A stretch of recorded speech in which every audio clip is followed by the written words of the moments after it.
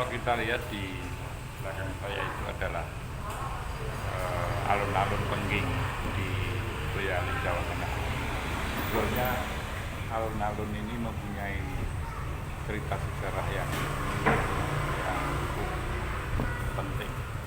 Nah, karena kepentingan ekonomi, jadi kawasan yang harusnya punya nilai sejarah dan itu menjadi salah satu sumber pengetahuan bagi pengunjung, itu fungsinya program menjadi area kawasan yang syarat dengan aktivitas ekonomi. Jadi ada satu tarik menarik antara kepentingan ekonomi yang kebanyakan dilakukan oleh UMKM, pelaku ekonomi menengah ke bawah, sehingga kepentingan sejarah harus berkorban demi aktivitas ekonomi.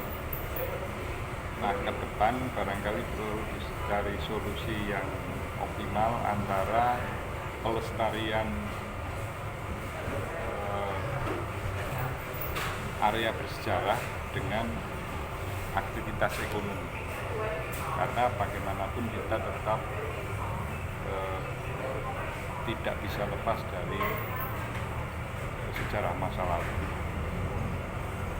Salam konstitusi.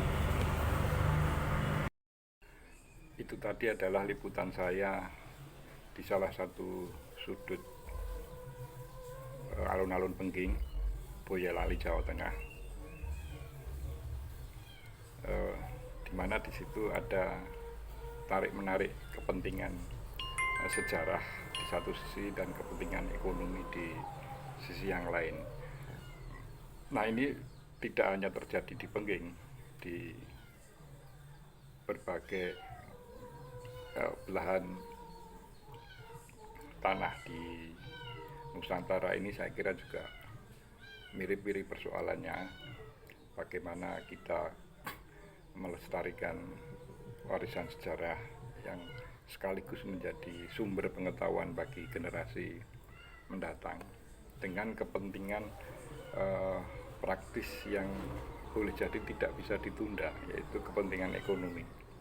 Nah, ini perlu perencanaan yang sangat matang, menemukan titik optimal antara kepentingan ekonomi dan kepentingan sejarah, karena dua-duanya ya tidak bisa diabaikan begitu saja, apalagi kalau itu melibatkan pelaku ekonomi kecil.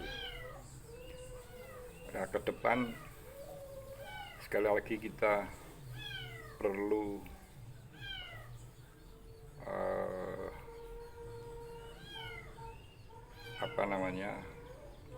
pemerintahan yang sangat serius untuk menata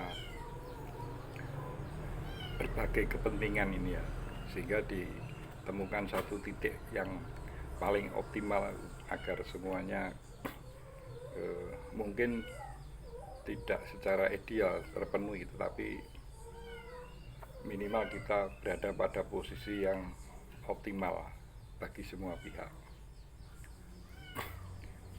Kenapa pertimbangan sejarah penting? Kalau kita lihat di negara kita,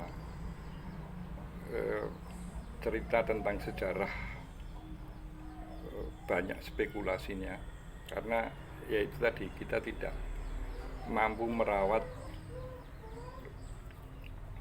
peninggalan sejarah itu sebagai satu warisan yang bernilai. Sehingga kalau kita mengambil slogan jas merah itu jangan hanya sebagai slogan yang tidak bermakna. Jas merah, jangan melupakan sejarah itu satu sikap mental yang harus diwujudkan dalam bentuk tindakan melestarikan sejarah. Kalau kita bandingkan dengan misalnya negara kecil Yunani ya, bagaimana mungkin Plato, Socrates, Aristoteles itu karyanya masih bisa bahkan dibaca sampai generasi sekarang, padahal mereka hidup beberapa abad sebelum Masehi ya. Ini kan jadi pelajaran bagi kita untuk menata kembali bangsa kita ke depan agar selalu memperhatikan lintasan sejarah. Salam konstitusi.